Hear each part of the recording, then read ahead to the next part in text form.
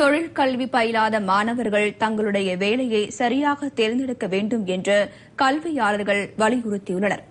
சென்னையில் செய்தியாளர்களிடம் பேசிய சாப்ட் ஸ்கில்ஸ் என்று அழைக்கப்படும் நுண்திறன் பயிற்றுநர் விஜய் ஆனந்த் ஸ்ரீராம், ஆண்டுதோறும் பட்டம் பெறும் ஆயிரக்கணக்கான பட்டதாரிகள் நெடுநாட்கள் வேலைகளில் நீடிப்பதில்லை என்று தெரிவித்தார்.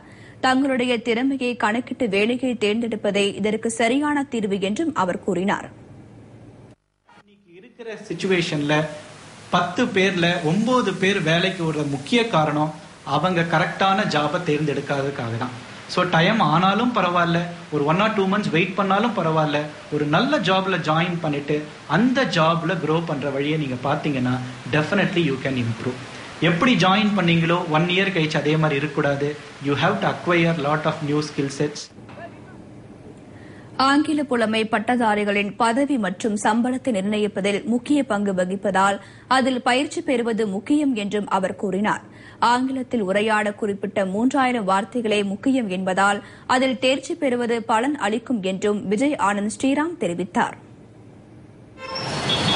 எவ்ரிடே டிக்ஷனரி எடுத்து 5 வார்த்தையை எழுதி அந்த 5 வார்த்தைக்கு ஆங்கில மீனிங்கை எழுதினீங்கன்னா அந்த வார்த்தைகளை மனப்பாடம் பண்ணி அந்த மீனிங்கை மனப்பாடம் பண்ணீங்கன்னா ஒரு மாசத்துக்கு நீங்க மனப்பாடம் பண்ண போற வார்த்தைகள் 300.